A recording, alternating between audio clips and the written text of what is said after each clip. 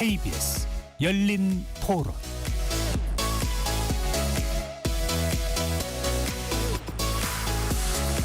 안녕하십니까. KBS 열린 토론 배종찬입니다.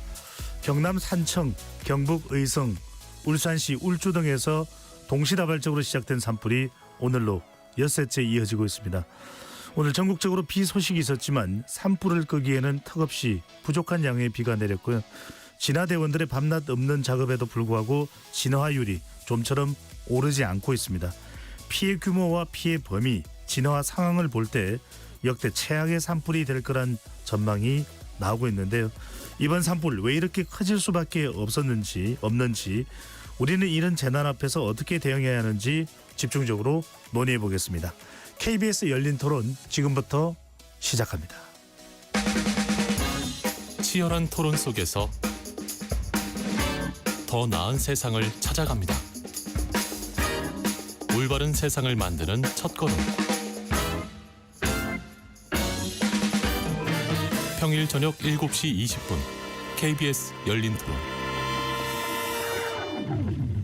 오늘 열린 토론 함께해 주실 세 분의 전문가 소개합니다. 한국재난관리학회 부회장을 맡고 계신 문현철 호남대 경찰행정학과 교수 자리해 주셨고요. 네, 안녕하십니까. 백성주 한국열린사이버대 소방방재안전학과 교수 나오셨습니다. 네, 나와 있습니다. 화재안전 전문가시죠. 함흥구 을지대 안전공학과 교수 자리하셨습니다. 네, 안녕하십니까. KBS 열린 토론 문자로 참여하실 분은 샵 9730으로 의견 남겨주실 수 있고요. 단문 50원, 장문은 100원의 정보 이용료가 붙습니다. KBS 1라디오의 모든 프로그램은 유튜브에서도 동시 송출되고 있으니까요. 많이 들어와 주시고 구독 꾹 눌러주시고 좋아요도 많이 보내주시면 좋겠습니다. 엿새가 넘게 산불이 이어지고 있습니다. 최선을 다해 진화 작업을 하고는 있지만 속수무책으로 불길이 번지면서 안타까운 상황이 커지고 있는데요. 시민분들은 역대 최악의 산불로 예상되고 있는 이번 상황 어떻게 보고 있는지 먼저 듣고 오겠습니다. 무섭고 집은 있는데 집 한쪽만 있고 막 불길이 휩싸인 저 집 주인은 정말 얼마나 애가 탈까 싶기도 하고 근데도 지금 또 이게 뉴스 보니까 근데 아직도 농작물에서 나오는 그 폐기물을 태우고 있다고 실제로 이렇게 보면 무서운데 왜 그럴까 싶기도 해요. 사람들이 잘 제대로 안 지키는 것 같아요. 논불 태우는 것도 태우지 말라고 해도 뭐 태우고 산에 가서 향을 피운다든가 아니면 뭐 하면서 불을 멀리 해야 되는데 그게 참 된 것 같아서 안타깝죠. 그거를 제어하지 못하는 것이 최악의 원인이지 않겠어요. 그러니까 나는 소방 헬기가 부족하다면은 인접 국가에서 지원 요청도 해서 와서 같이 산불도 끌 수 있잖아요. 근데 그런 것도 지원했는데 사실상 우리 그 한국의 그 소방 대책이 상당히 취약 상태에서 그리고 우리 국민들의 그 소방 대책에 대해서 관심이 없잖아요. 막 소방관이 죽는다고도 듣기도 했고 헬기 추락 사고도 있었고 도움 준 상황에서 안 좋은 일들이 벌어진 게 더 안 좋은 것 같아요. 사실 막 차 타고 가면서 담배 버리는 사람도 많고 그런 것 때문에 작은 불씨에서 커지는 거니까 그런 걸 주의해야 된다고 생각해요. 산불 때문에 막 집도 타신 분들도 많고 막 돌아가신 분들도 있다고 했는데 어서 빨리 안정되고 일상의 모습을 찾아가셨으면 좋겠습니다. 좀 열악한 환경에서도 너무 고생하고 계셔서 자랑스럽고 또 도움 주시고 해서 고맙습니다.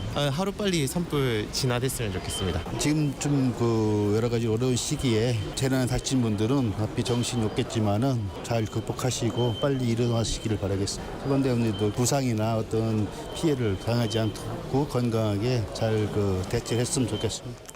많은 시민분들이 안타까운 또 목소리를 내주고 계시는데요. 경북 의성, 경남 산청, 울산시 울주 동시다발적으로 산불이 일어나서 현재까지도 이어지고 있습니다. 세 분은 이번 산불 어떻게 보고 계시는지 종합적인 의견 먼저 듣고 하나하나 구체적으로 들어가겠습니다. 박 교수님부터요. 네, 이번 산불은 즉 21일부터 지금까지 그때 당시에 예측했던 최악의 시나리오대로 비가 오기 전까지 계속 이렇게 커졌는데요. 네. 집계가 끝난 게 아니지만 분명히 역대 최고의 산불이 되고 그러면 두 가지 면을 얘기하는 것 같습니다. 우리가 물리적으로 대응할 수 없는 한계점을 초과한 규모의 산불을 맞닥뜨렸다. 그렇게 그 전에 억제하지 못했다는 부분이 있고요. 이거는 산불 재난 하나에 집중이 되지만 두 번째는 대피 피난 체계에서 완벽한 허술함을 드러내서요. 이거는 뭐 예산이나 그런 거 탓을 할 수 있는 일이 아니거든요. 그리고 대피 피난 이런 것들은 산불에만 쓰는 게 아니고 산사태, 홍수, 지진 모든 것들이기 때문에 기초적으로 갖춰야 하는 겁니다. 그래서 이것이 무너진 것이 좀 가장 큰 문제다 이렇게 봅니다. 문 교수님은 어떻게 보고 계시는지요? 네, 앞에서 말씀하신 백승주 교수님 말씀에 충분히 공감을 하고요. 저는 이런 관점에서 생각을 해봤습니다. 지금 현재 산청, 의성 그리고 이 의성에서 출발한 발화된 산불이 서풍을 타고 동해안까지 가버렸습니다. 안동, 청송, 영덕까지 갔는데요. 이른바 우리 지금 산림이 불덩이가 되어 있습니다. 왜 그랬을까요? 이미 우리 산은 연료 물질로 가득 찬 화약덩이가 되어가고 있었다는 사실을 우리는 이번 산불 때 여실히 깨달았다고 생각합니다. 연료 물질이라는 게 어떤 의미시죠?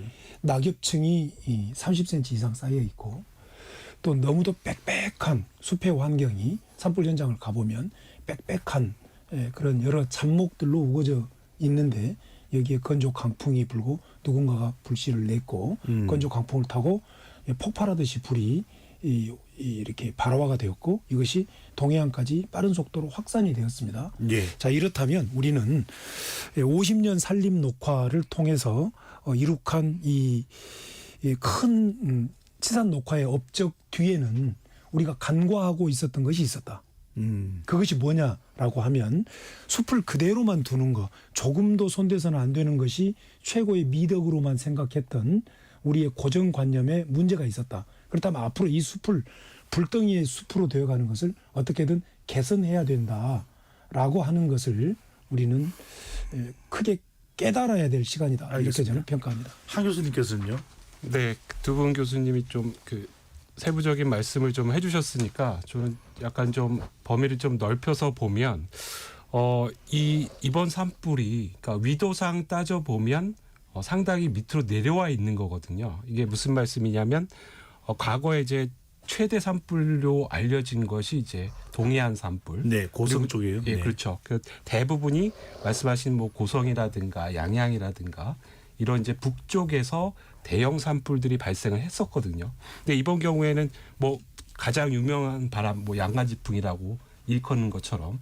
근데 지금 이번에는 상당히 위도상으로 보면 아래로 내려와 있는 거거든요. 물론 과거에도 이런 저 남쪽 부분, 뭐 경남이나 경북에 산불이 있었지만 지금과 같은 두 분 교수님께서 말씀하신 것처럼 굉장히 파죽지세로 네. 굉장히 높은 에너지로 전개가 됐다라는 거는 뭐 많은 학자들이 얘기하는 것처럼 기후 변화의 영향 따라서 산불의 어떤 지형적인 특색도 많이 내려왔다.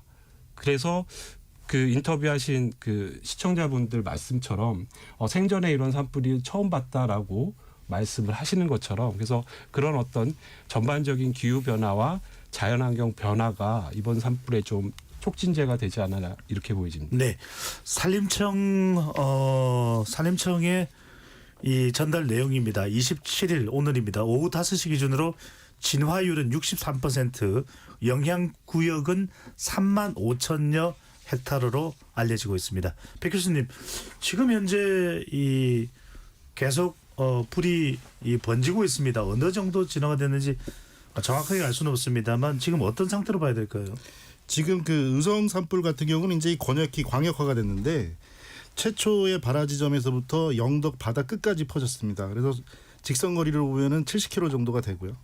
그래서 이제 처음부터 서에서 동으로 부는 서풍이 불다 보니까 발화 지점에서부터 이 아무래도 서쪽보다는 동쪽으로 적극적으로 확산을 했고 지금 3만 5천 헥타르로 현재 집계가 되면 다소는 더 확산되겠지만은 그렇게 되면 이게 뭐 제주도 면적의 20% 정도가 됩니다. 어마어마한 면적이죠. 네.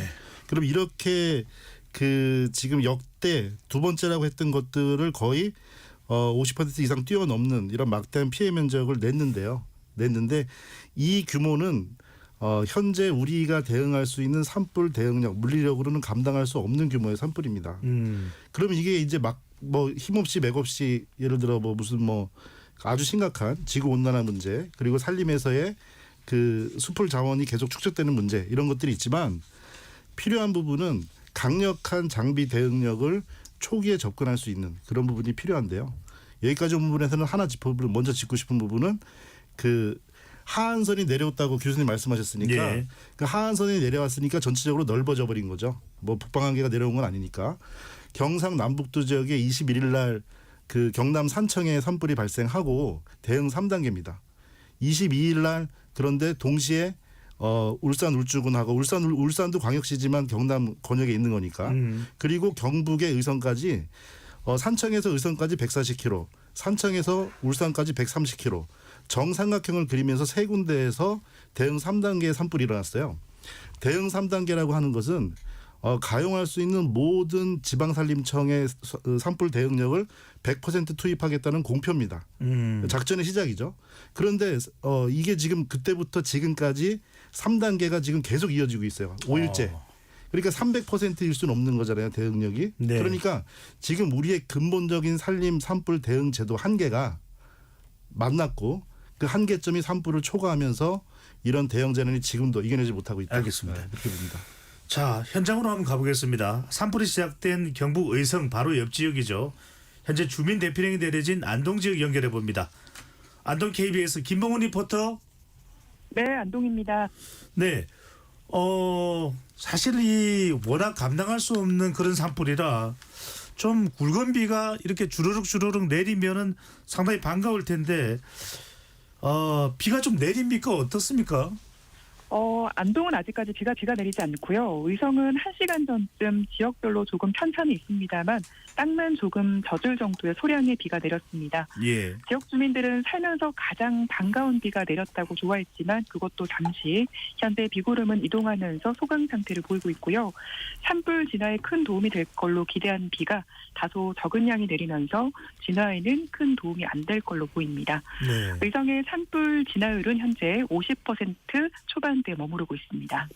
안동 지역인데요. 안동 주변에 이 산의 불이 시내 쪽으로 오고 있다라는 그런 보도도 있었는데 지금 정확하게 어떤 상태입니까?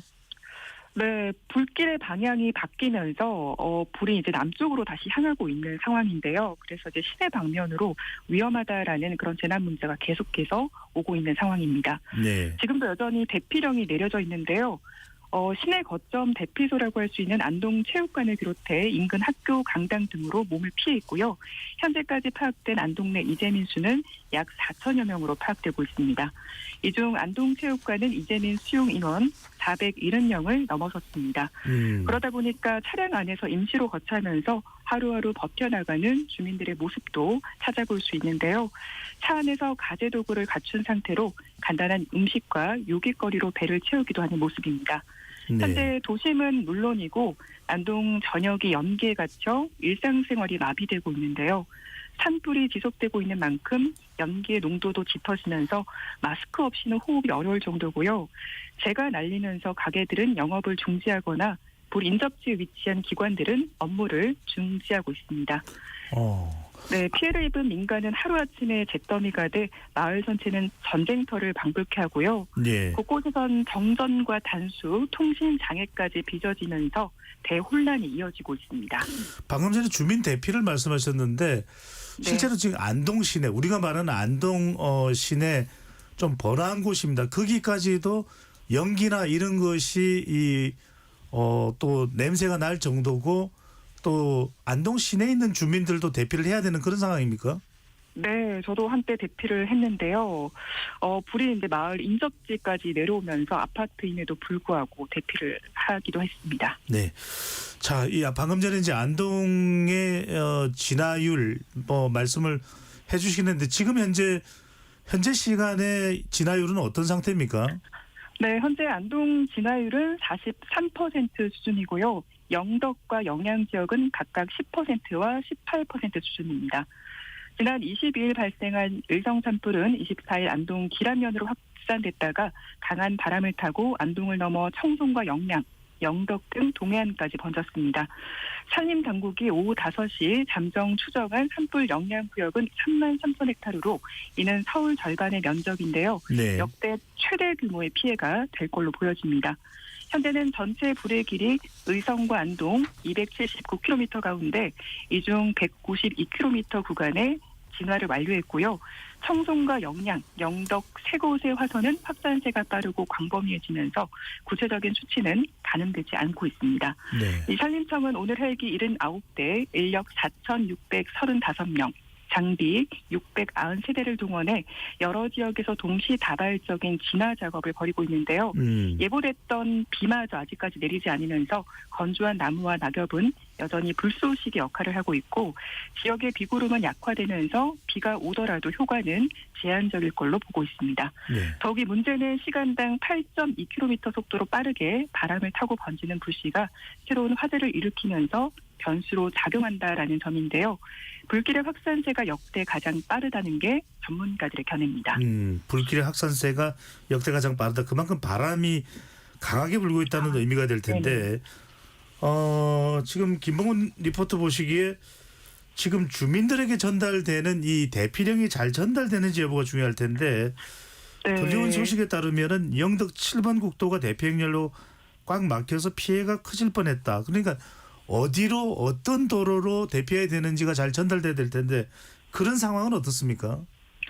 네, 지난 25일 그러니까 화요일인데요. 오후 5시를 전후로 안동 전 주민을 대상으로 한 대피령이 내려졌습니다. 그러면서 큰 혼란이 일대 빚어졌는데요. 중상자 등 환자를 이송시키는 차량, 화재 진압을 위해 출동하고 또 대피하는 이동하는 자가용 한꺼번에 도로로 쏟아지면서 차량 정체와 교통사고가 곳곳에서 이어졌습니다. 그리고 말씀하신 것처럼 이번에 안동시가 주민 대피령을 내린 재난문자에서는 어디로 어떻게 이동을 해야 되는지 이런 장소에 대한 안내 없이 혼란이 좀 가중됐는데요. 네. 어디로 이동을 해야 될지 몰라서 관공서 등으로 전화가 빗발쳤고요. 주민들끼리 통화로 대피소 상황과 위치 등을 공유하면서 상황은 일단락됐습니다. 그리고 임시거처에서는 식수와 점심 도시락 지원을 비롯해 현재 기업과 민간에서도 십시일간 후원이 이어지면서 우리 이재민들은 하루하루를 이겨내고 있는데요. 여기에 봉사자들의 온정의 손길까지 보태지면서 조금씩 힘을 내고 있습니다. 네. 자, 안동 지역은 많은 또 우리 청취자분들 또 유튜브 시청자분들도 알고 계시다시피 바로 이 세계문화유산인 화해마을 또 병산 서원이 있는 곳입니다. 어제는 직선거리로 2km 앞까지 산불이 이 세계문화유산에 접근했다는 소식을 내는데 현재 상황은 어떻습니까? 네, 유네스코 세계유산을 사수하기 위해 모든 행정력이 총동원돼 사흘째 안간힘을 쏟고 있습니다. 말씀하신 것처럼 어제 풍천면 하회마을 인근까지 불이 근접했습니다만 다행히 아직까지 훼손된 흔적은 발견되지 않고 있습니다. 하지만 한때 인근리 야산까지 불길이 번지면서 소방당국의 긴장감도 크게 높아졌는데요. 현재는 바람이 초속 1, 2m로 약해진 데다 바람 방향도 서원과 다른 쪽으로 불면서 소강 상태를 보이고 있습니다. 국가유산청은 문화유산 보호를 위해 방염포를 설치하고 하회마을 내 초가 지붕에 물을 뿌리면서 긴급 조치를 계속 이어나갔고요. 네. 하회마을 주민들까지 합세 소화전 사용 방법 등을 미리 익혀두는 등 화재 진압을 위해 모든 행정력이 동원되고 있습니다. 네. 지금 안동 지역 전 지역에 대피령이 내려진 상당히 많은 수가 이동을 하고 대피소로 가야 되는 상황인데 김봉훈 리포터 보시기에는 지금 대피소 현장 또는 피해 지역의 주민들에게 가장 필요한 게 뭔지 지금 행정당국이나 또는 정부나 어떤 부분을 좀 집중적으로 살펴야 될까요? 네, 일단 몇 가지 말씀을 좀 드리면 경북 의성에서 발생한 대형 산불로 유명을 달리한 희생자들의 합동 분향소가 지역별로 설치되기 시작했습니다. 청송의 경우 이번 산불로 3명의 사망자가 발생했는데요.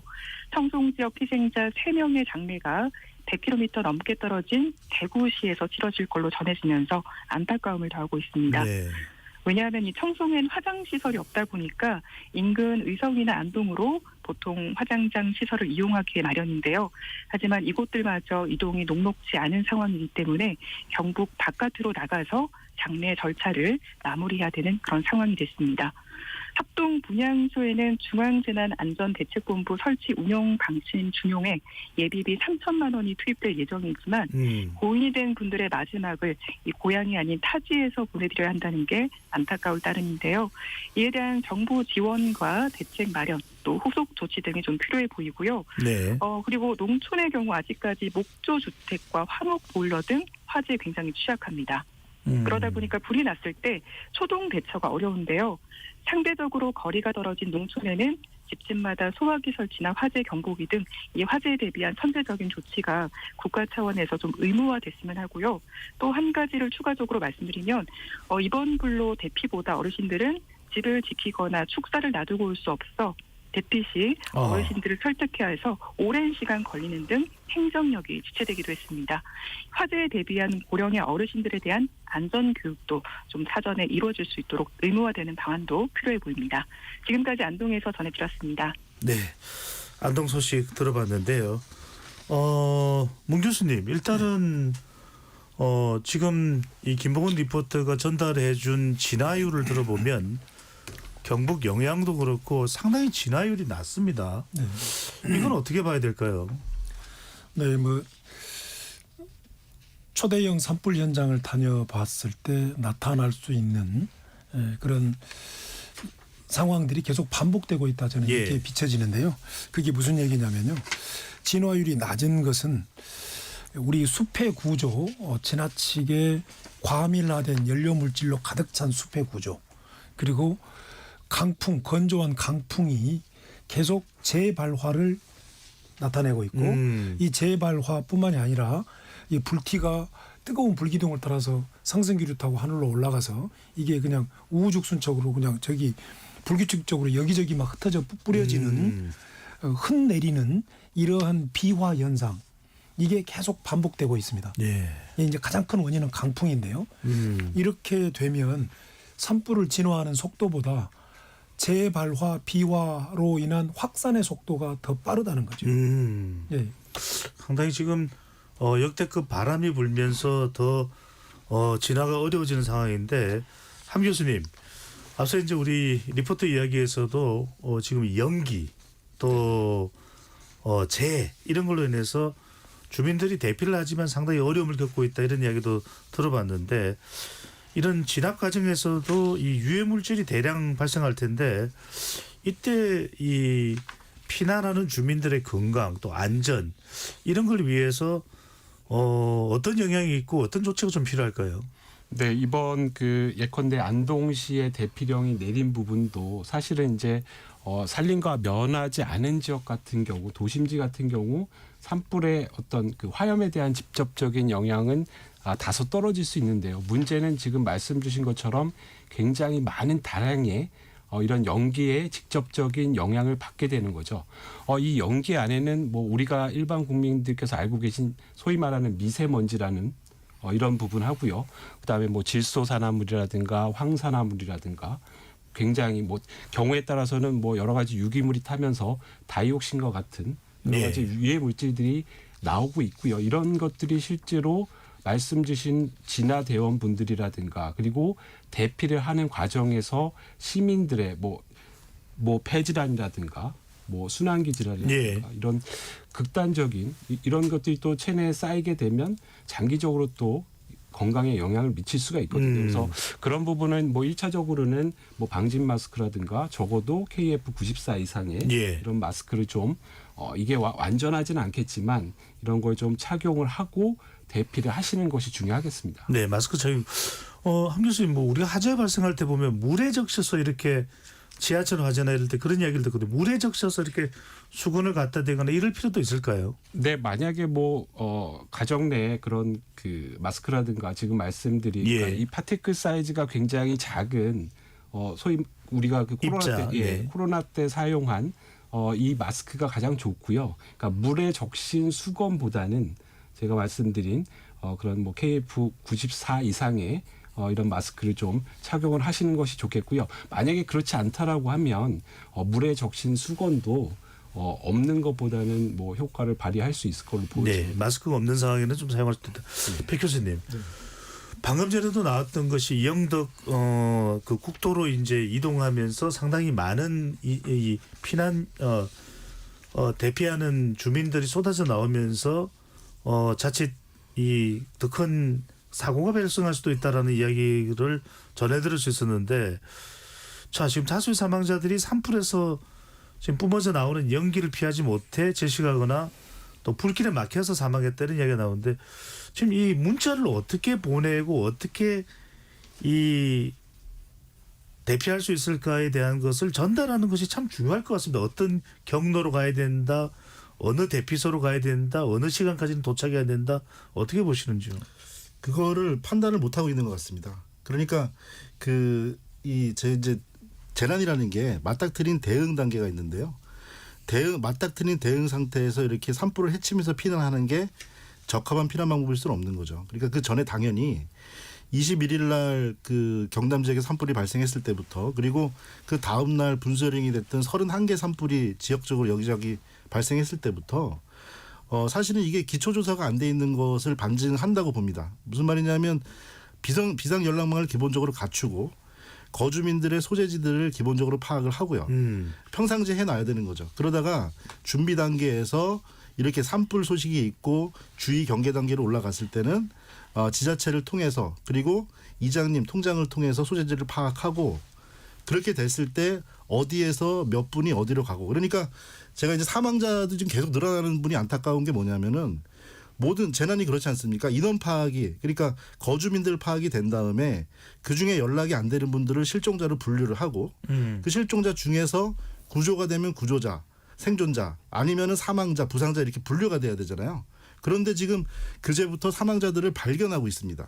그러니까 사망자를 발견했다는 것은 이분들이 실종자였던 것도 아니고 그냥 어디에서 어디로 자력으로 피난 아니면은 통제되지 않은 방법의 수단 이렇게 되기 때문에 예. 지금 제보 영상에서 정말 구사일생으로 목숨을 건지고 피난하신 분들의 영상도 전해지는데요.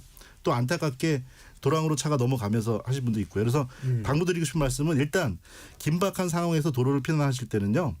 이 산불이 복사율이 엄청나게 높기 때문에 아스팔트 도로가 안전한 게 아닙니다. 매우 뜨거운 상태가 되고요. 예. 타이어가 터지고 시동이 꺼지고 운전이 불가능하게 되기 때문에 도랑으로 빠지고 안타까운 끔찍한 상황이 되기 때문에요. 섣부르게 화염 지역을 지나는 일은 절대 금하셔야 되고요. 통제 구역만 피하는 게 아니고 아예 권역 전체를 좀 주의해서 피하셔야 합니다. 네, 그런 이동 경로 자체도 잘 일단 전달이 돼야 될 것 같고요. 함 교수님, 산불 진화 작업을 하던 헬기가 추락을 했습니다. 이건 어디에 원인이 있었다고 봐야 될까요? 네, 지금 뭐 여러 가지 원인을 조사를 하고 있는데요. 해당 그 사고 헬기는 강원도 인제군에서 온 임차 헬기였고요. 또 이 헬기를 조종하신 분은 한 70세 이상의 이제 고령이신 걸로 알려져 있는데 굉장히 이제 40년 이상 운전을 하신 그러니까 베테랑 예. 조종사로 알려져 있습니다. 이런 분이 지금 이제 사고를 당했을 때는 당시에 여러 가지 조건이라든가 뭐 연기라든가 이런 가시도 이런 부분들이 이제 굉장히 어려웠던 조건으로 보여지고요. 알려진 바에 의하면 이 헬기가 전선이라든가 이런 것에 걸려서 불시착한 게 아닌가. 뭐 다양한 네. 경우가 있겠지만 뭐 이렇게 지금 예측을 하고 있습니다. 정확한 뭐 사고 조사가 진행돼야 되겠습니다만 이런 긴급한 시기에 사실 이 헬기와 관련해서도 운영 관련해서도 좀 충분한 부분들이 감안돼야 되지 않을까 이런 이야기도 나오고 있습니다. 백 교수님께서는 이 헬기 부분은 어떻게 보십니까? 네, 그 헬기가 그 지금 해당 그 추락한 헬기가 중형 헬기로 분류가 되는데요. 예. 그 헬기 정도가 이렇게 도입을 하려면 500억 정도가 들고 산림청에서 500억 정도가 들고 또 그에 따른 유지비도 듭니다. 막대한 숫자로 느껴지죠. 근데 이제 22일부터 의성 지역에 투입이 되자마자부터 하루도 쉬지 않고 그 어제까지 26일까지 계속 이렇게 운행을 하셨고요. 일출부터 일몰까지 피로가 누적된 상태에서 아까 잠깐 말씀드린 감당하지 않을 정도의 양. 지금 우리가 이제 지금 영덕 지역에 비가 내렸는데요. 1헥타르에 그 5mm 정도 시간당 5mm 정도의 물을 뿌리려고 하면 네. 헬기가 40번을 왔다 갔다 해야 됩니다.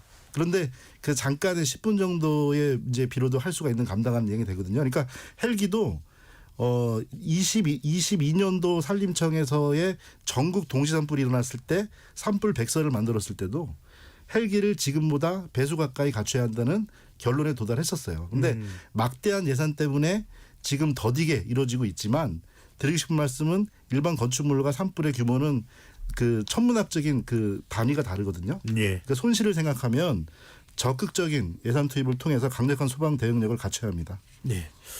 지금 뭐 백 교수님 그 부분도 중요한 것 같고 헬기가 충분하지 않을 때 어떤 대응을 할까 이런 B 플랜도 C 플랜도 있어야 되지 않을까 싶은 생각도 드는데 문 교수님 네. 이 진화대원의 이 숫자도 상당히 또 부족한 것으로 지금 전해지고 있습니다. 전국 산불 진화대원의 평균 연령이 61세. 왜 이렇게 평균 연령이 높은 겁니까? 그리고 산불 진화대원이 정확하게 소방대원하고는 어떻게 차이가 있는 겁니까? 네. 산불 진화에 있어서의 그 역할 분담을 말씀을 드려보면 네. 공중에서 헬기가 물을 뿌려서 진화하는 것이 한 40%의 역할을 하고요. 뜻밖에도 지상 진화대원들 사람이 가서 불을 끄는 것이 예. 한 60% 이상 차지한다고 저는 이제 평가도 하고 있고 여러 문헌들에서 그렇게 찾고 있고 현장에서 그렇게 파악을 했는데요. 자, 문제는 지상 진화 대원 시스템에 심각한 고장이 발생해 있다는 겁니다. 그게 뭐냐면요. 지상 진화 대원들의 한 70% 정도는 기초 지자체 시군구에서 산불 뭐 예방 진화대, 산불 전문 진화대 이런 명칭으로 70% 정도를 편성 운영을 하는데 예. 이 시군구가 편성 운영하는 시군구들이 대부분 인구 소멸 지역들이에요. 그러다 보니까 이 5개월 계약직으로 편성 운영을 하려고 해도 사람을 모을 수가 없는 거예요.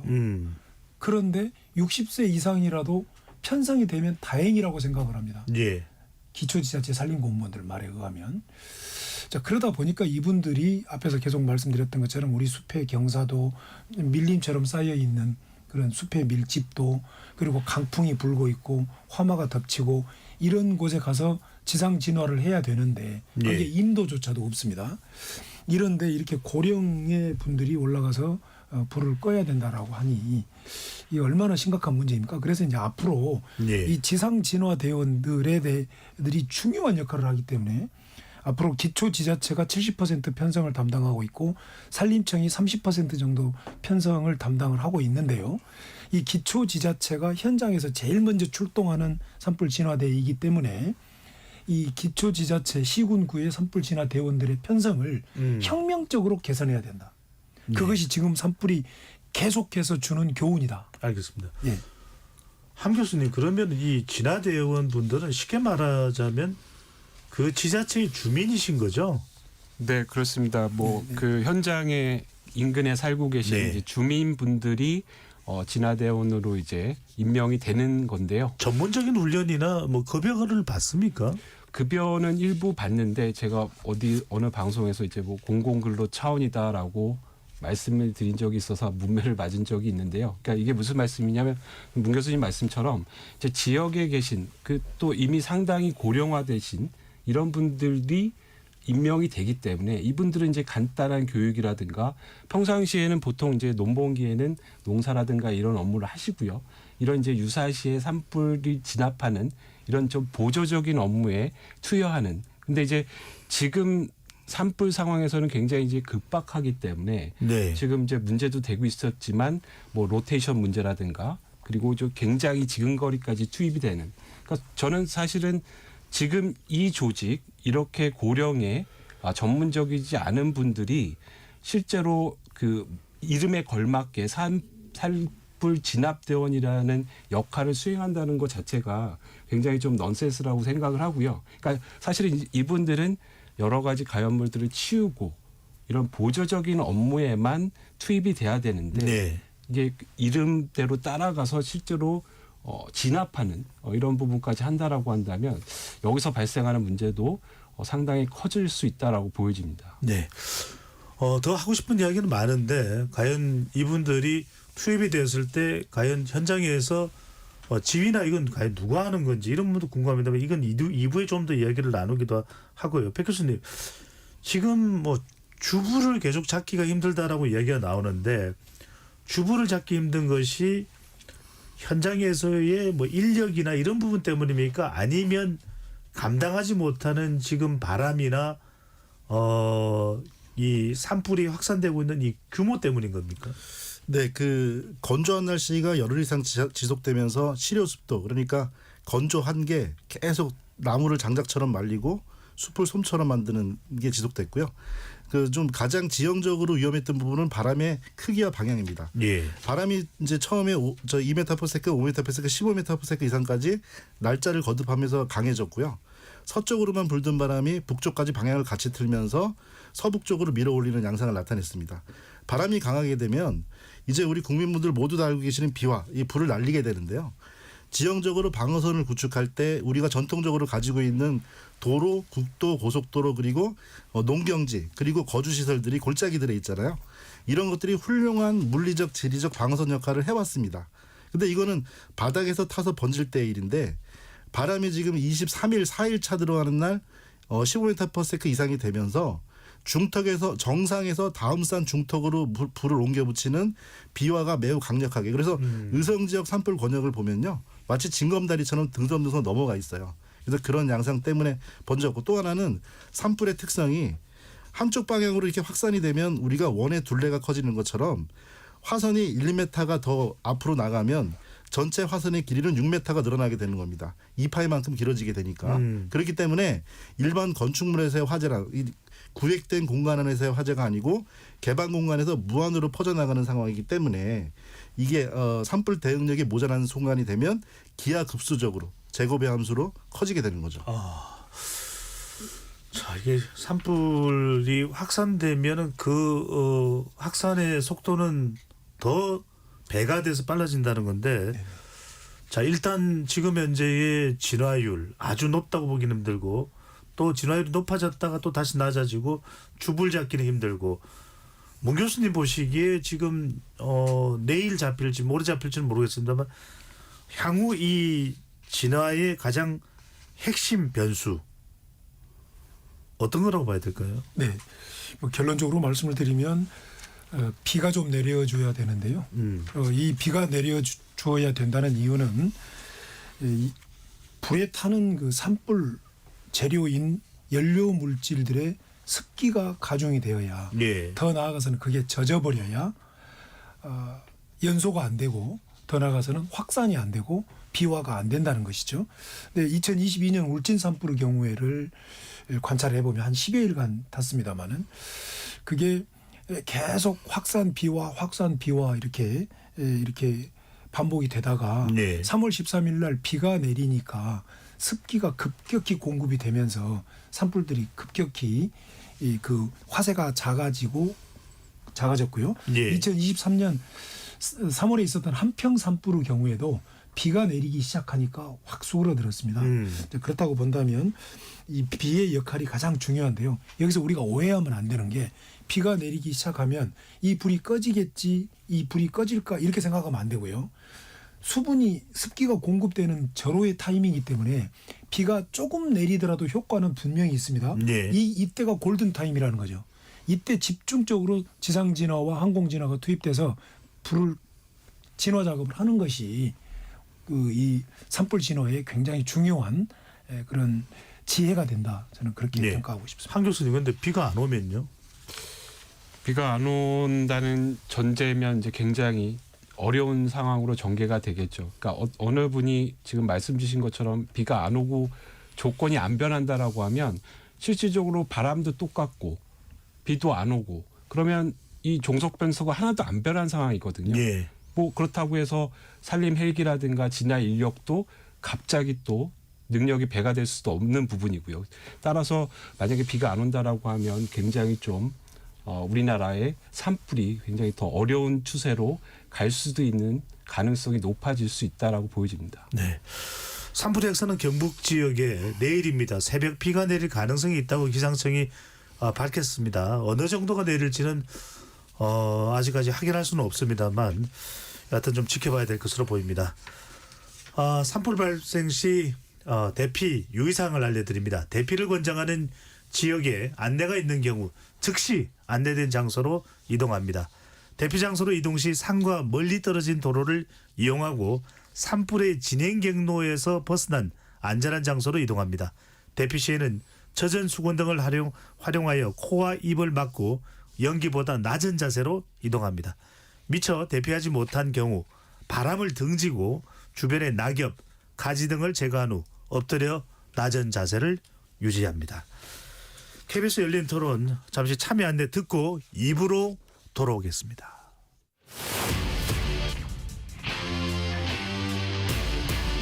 토론에 정답은 없습니다. 토론이 세상을 바꿀 수도 없습니다. 하지만 질문은 새로운 세상을 만들 수 있습니다. 질문으로 올바른 세상을 만드는 첫걸음 KBS 열린 토론.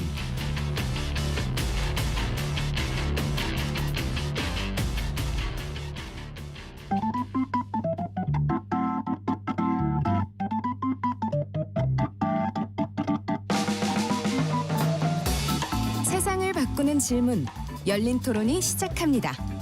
KBS 열린 토론은 언제나 열려 있습니다. 단문 50원, 장문 100원의 유료 문자 샵 9730 그리고 KBS 어플리케이션 콩으로 여러분의 의견을 남겨주세요. KBS 열린 토론 2부 이어가겠습니다. 지금 산불이 8.2km 시속으로 확산되고 있다는데 이게 사람이 뛰는 것보다도 빠른 속도라고 합니다. 초대형 산불 확산과 우리의 대응에 대해서 열린 토론 살펴보고 있는데요. 스튜디오에 백승주 한국열린사이버대 소방방재안전학과 교수, 함흥구 을지대 안전공학과 교수, 문현철 호남대 경찰행정학과 교수 세 분과 함께하고 있습니다. 백 교수님, 지금 고운사가 전소됐다는 소식이 들어왔습니까?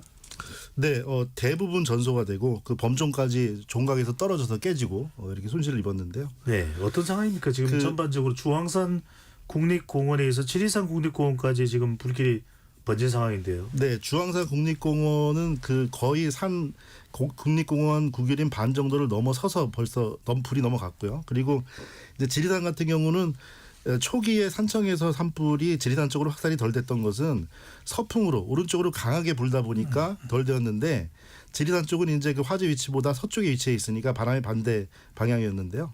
바람 방향이 이제 북쪽으로 불게 되고 지리산은 반대에 따라서 산세가 너무 험하니까 바람이 불어오는 등지는 앞방향에서 불이 만약에 제대로 붙게 되면 매우 급격한 속도로 올려붙게 됩니다. 불이라는 건 올라가는 특성이 있게 되니까.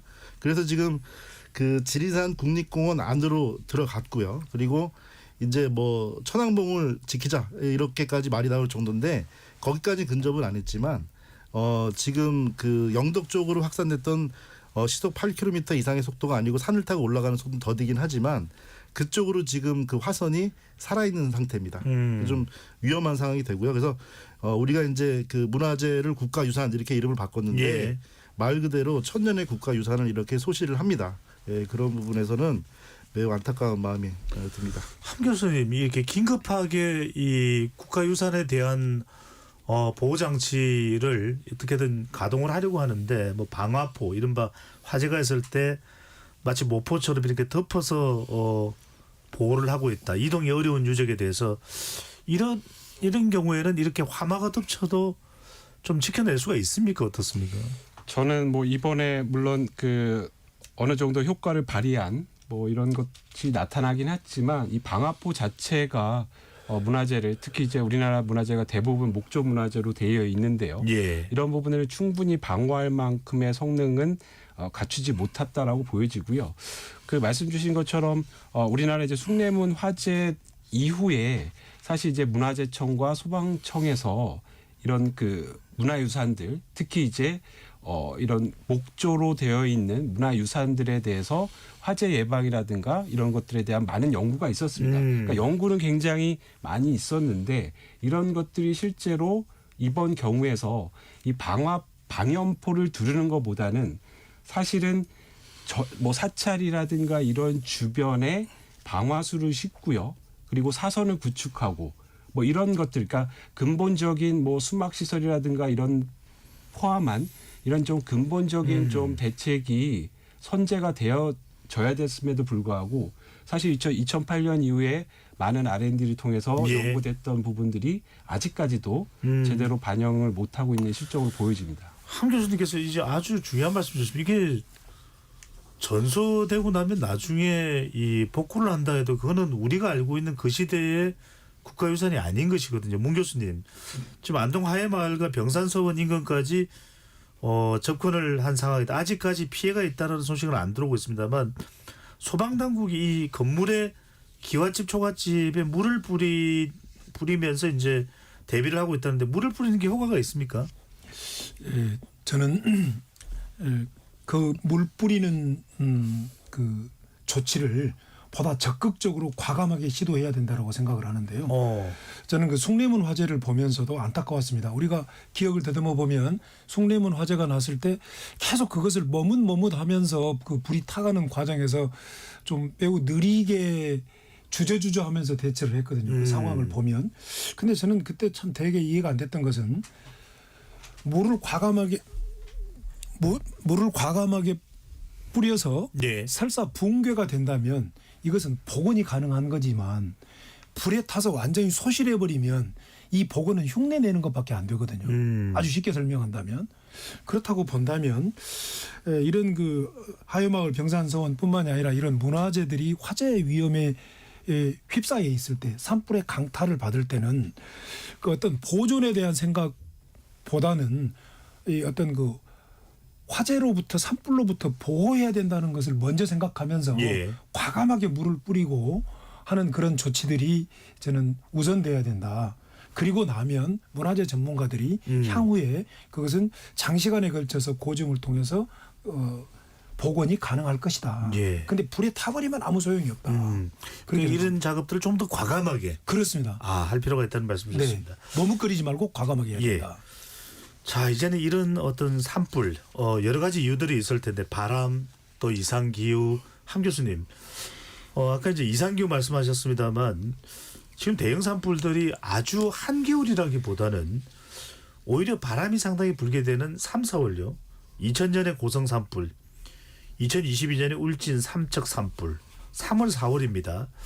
이 시기가 산불이 굉장히 큰 규모로 확대될 수밖에 없는 이유가 있습니까? 네, 그 일반 국민들께서 생각하시기에 고온 상황이 되면 산불이 발생 더 할 것이다라고 예상을 하시는데 예. 지금 말씀 주신 것처럼 우리나라의 대형 산불들은 다 3월, 4월 상대적으로 날씨가 좀 추운 이런 계절에 발생을 했거든요. 그러니까 그 이유는 이제 건조도에 있거든요.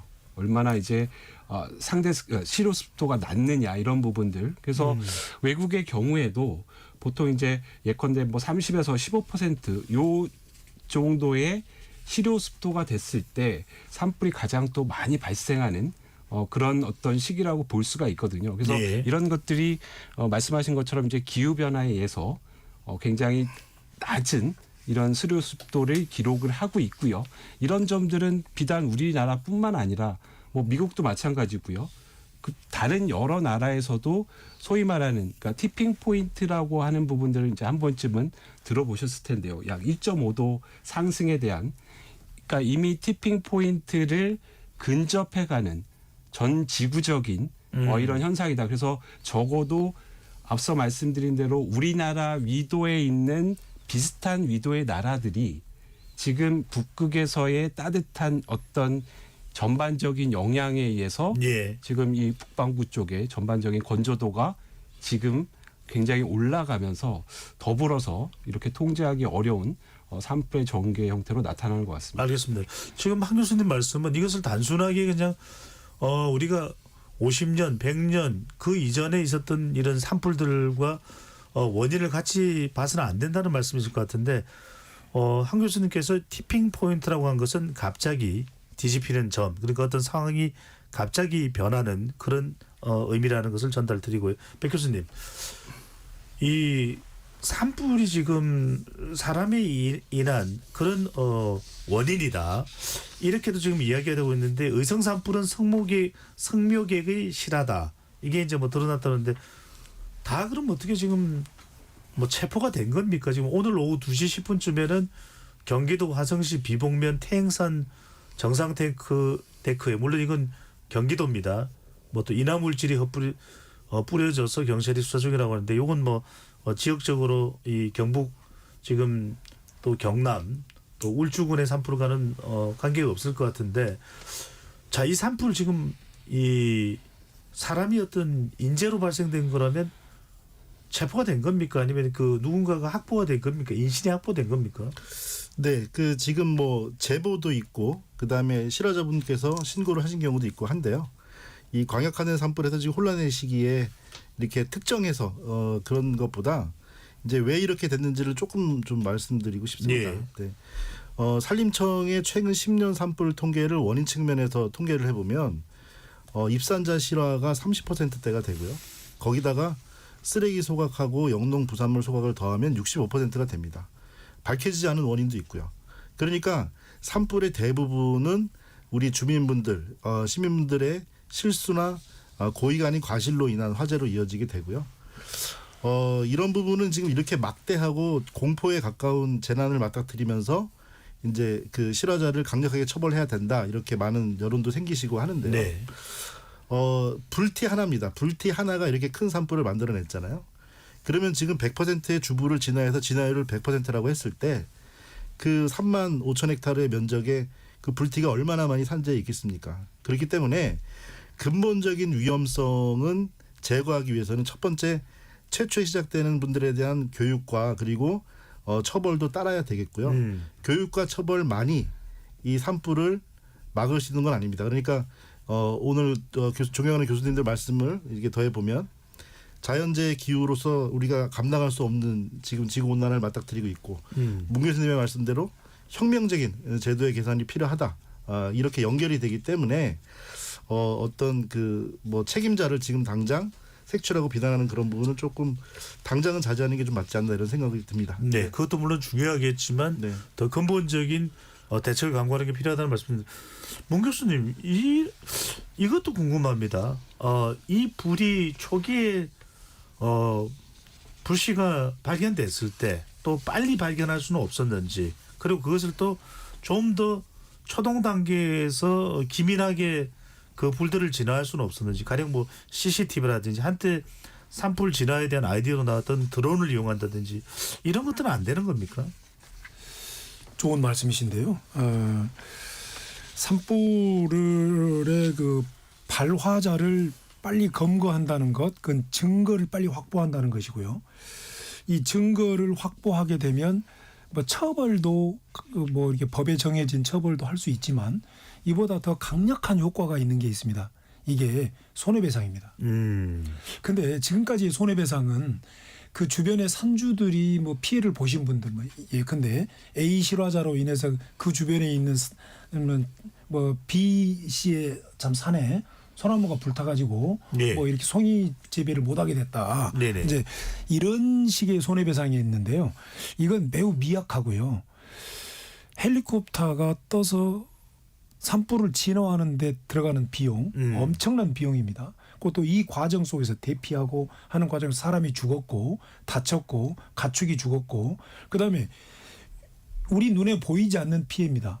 숲을 회복하기 위한 30년에서 100년에 걸리는 이 비용들, 예. 숲 복원 비용, 이 비용들을 모두 청구해야 됩니다. 상징적으로라도. 예. 그런데 이러한 논의들이 잘 이루어지지 않고 잘 알려지지 않다 보니 문제는 산불을 야기한 자에 대한 명확한 증거 같은 것들이 부족하고 또 기초지자체의 그 산불 야기 지역사회가 다 형님아우하는 사이거든요. 누구 어머니고 누구 아버지고. 그러니까 원인 불명으로 처리해버릴 가능성이 많고 또 이분들을 기소해도 증거가 불분명하니까 매우 경미한 조치를 받게 되고 손해배상은 또 미미하고 이러다 보니 산불을 야기한 분들이 중대한 범죄라는 사실, 실수로 산불을 범죄해도 산불을 야기해도 이것이 중대한 범죄라는 사실을 인식하지 못한다는 예. 거죠. 실수로 산불을 냈는데 지금 불바다가 됐지 않습니까? 얼마나 중대한 범죄입니까? 얼마나 중대한 피해이고 우리 사회 공동체를 얼마나 위험에 빠뜨렸습니까? 엄청난 손해배상을 청구를 해야 된다고 저는 생각합니다. 네. 근데 백 교수님이 여쭤보고 제가 함 교수님을 가겠습니다. 근데 성모객이 어떤 실화로 이렇게 큰 화재가 일어나서 수백억의 이 손실이 발생했다. 그 성모객이 화재는 일으켰지만 경제력이 그걸 갚아낼 수 있는 게 안 되면 어떻게 합니까? 네, 이제 그에 따른 강력한 그 심적 부담을 주어서 그거를 또 그 규제를 하겠다는 그런 취지가 분명히 되겠고요. 근데 예. 이제 이게 원인에 대한 제거는 될 수 있는데요. 예를 들어 그렇습니다. 안타까운 대구 중앙로역 방화 사건을 보게 되면 엄청난 인명피해가 났잖아요. 그러면 그 이후에 그 해당 지하철의 방염 재질이나 화재 대응 체계가 전국의 지하철이 바뀌는 계기가 됐죠. 그래서 그거는 숭례문도 아까 얘도 말씀드렸습니다. 숭례문의 방화 사건도 근데 여기서 숭례문은 제가 좀 안타까운 부분을 제가 좀 갑자기 좀 껴넣고 싶은데요. 숭례문이 방화로 실화가 된 이후에 지금 배종찬 행각께서 아까 말씀하신 대로 그건 이전의 숭례문이 아니랄 수 있다고 말씀하셨잖아요. 그렇지만 우리가 국민적인 교훈을 가져오면서 국민적인 술품을 가지고 복원을 하면서 숭례문에서 방화가 설사 일어나더라도 다시 전소되는 일이 없도록 스프링클러, 불꽃 감지기, 경보시설을 강화했습니다. 그런데 그게 숭례문에만 그렇게 했습니다. 아까 지금 대화 중에 나왔던 전국의 문화재시설 같은 경우는요. 국가유산시설 같은 경우는 지붕은 기와로 돼 있지만은 그 밑에 지붕과 단청 내부 구조가 짚을 섞어서 만든 구조이기 때문에 불꽃이 안으로 타들어갑니다. 그러니까 숭례문도 위에 기와를 깨고 안에 물을 쏟아야지 불 끌 수 있다는 판단한 이후에 한참을 망설이는 바람에 소방청도 문화재청도 누구도 숭례문 지붕을 기와를 깨자는 결정을 할 수가 없었거든요. 기다리다가 붕괴가 됐습니다. 그런데 그런 교훈을 가지고 숭례문을 복원을 했으면 그 문화재의 교훈을 가지고 이 국가유산청에서 이런 제도를 국가에서 이제 해야 되는데 예. 지금 스프링클러가 인명피해가 나면서 법이 강화가 돼서요. 6층 이상의 상가만 짓더라도 스프링클러 전층을 의무로 하고 있는 나라입니다.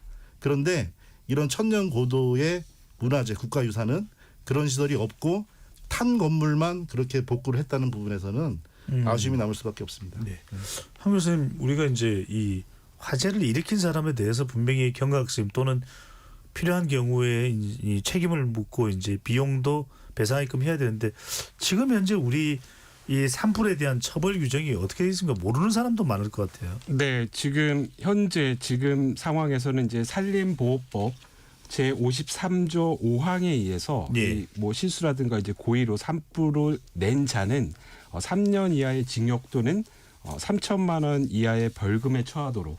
그러니까 지금 현행 산림법에 의하면 이분은 뭐 3년 이하의 징역이나 3천만 원에 대한 벌금을 물면 되는 거죠. 지금 이제 논의가 되고 있는 것은 사실은 이제 어떻게 보면 굉장히 징벌적인 어떤 그 처벌을 원하는 뭐 그런 거고요. 물론 이제 국민적 감정이 그런 부분에 뭐 많은 컨센서스가 이루어질 수는 있을지 모르겠지만, 네. 그러니까 저는 이제 한편으로 뭐 여러 가지, 그러니까 결국은 뭐 어떻게 보면 국가가 어떤 저는 약간 좀 다른 관점에서 보면 예방론자거든요. 그러니까 이런 재난을 놓고 봤을 때 빈도와 그러니까 가능성 그리고 결과로 볼 수 있는 거죠. 근데 지금의 상황은 지금의 그 기후변화 조건은 이 결과에 대한 컨시퀀스를 핸들링할 수가 없어요. 안 꺼진다는 거죠.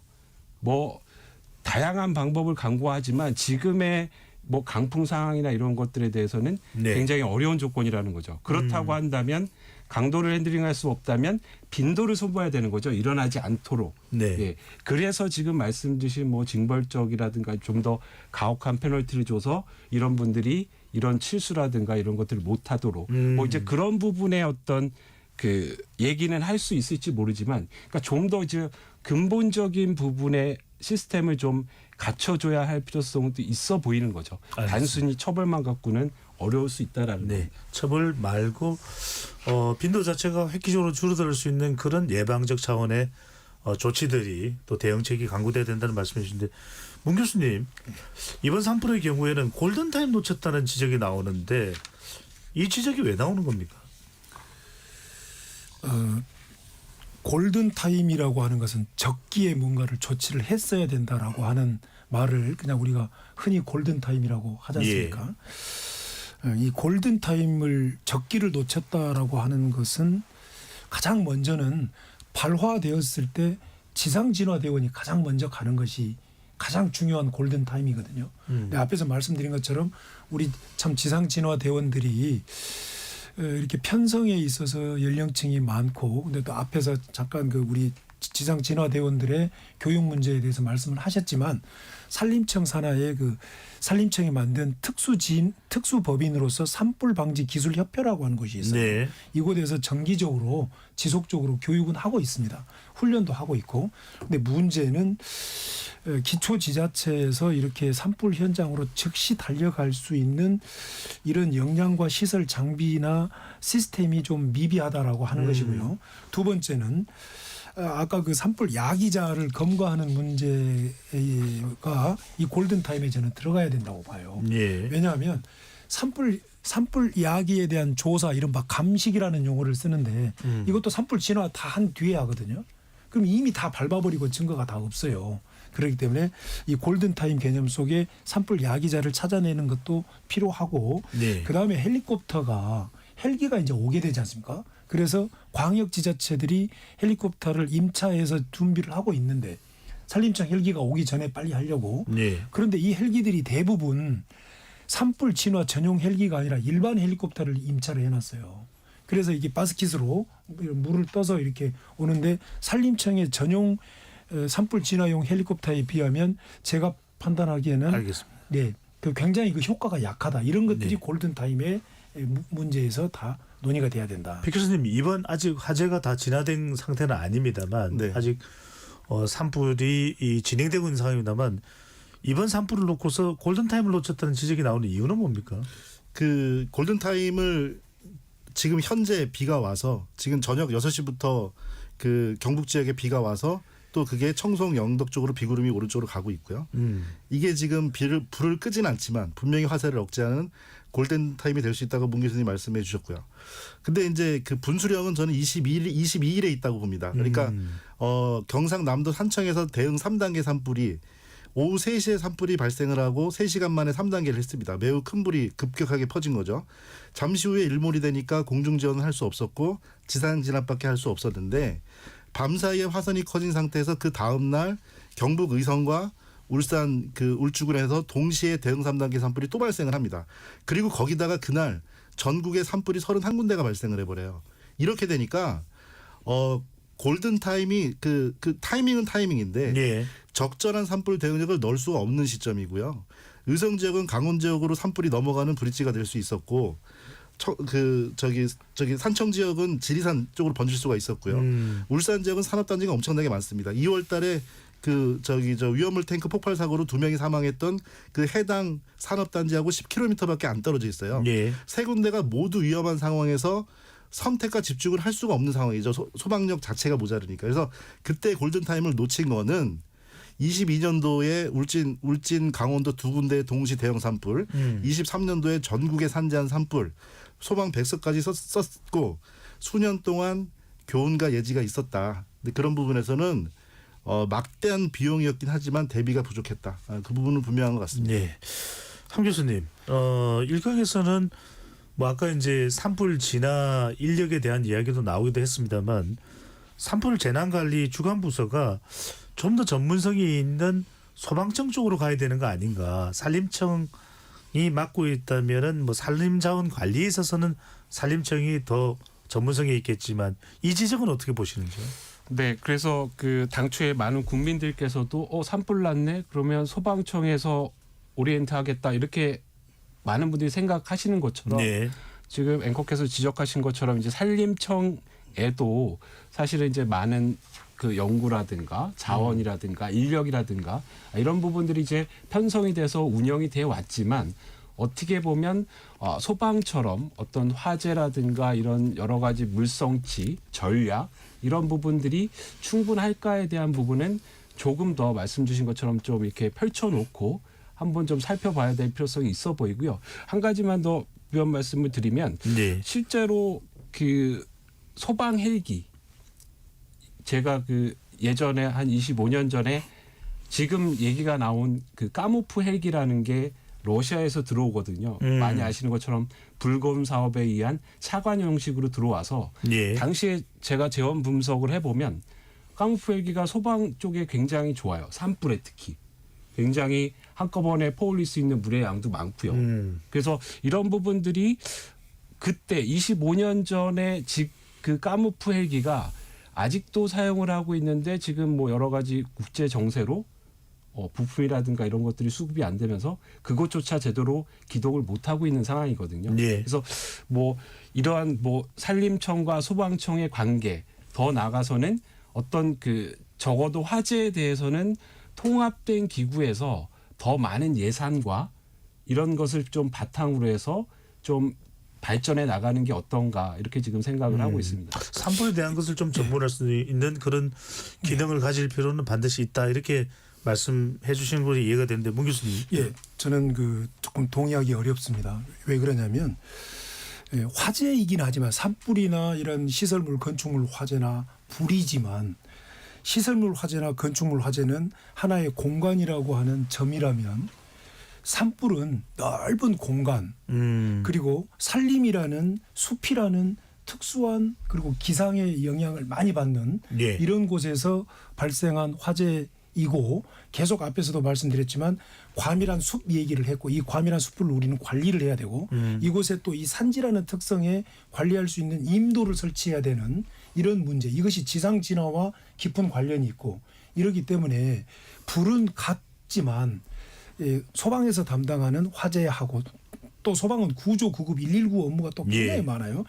그렇기 때문에 이 산림청에서 담당하는 산불과 소방이 담당하는 화재는 그 성격이 다르다. 알겠습니다. 저는 이렇게 강력히 말씀드립니다. 산림청이 그렇다면 좀 더 보완돼서 산불 화재에 대한 대응의 전문성이 필요할 건데 시간이 많지 않으니까 짧게 백 교수님 한 말씀 해주시죠. 네, 그 부분은 아까 그 문 교수님 초반에 그 혁명적인 게 필요하다고 하셨잖아요. 혁명이라는 게 사실은 권력의 무게추가 옮겨가는 거를 혁명이라고 할 수 있는데 조금 보태고 싶은 말씀 그렇습니다. 이 지금 그 입장 스탠스가 산림청에서 산림재난을 담당하고 즉 정보통신부에서도 주의 단계로 그 국가재난위기를 올렸고 국가유산청에서도 심각 단계를 했습니다. 각자 자기 전문 분야가 있는데요.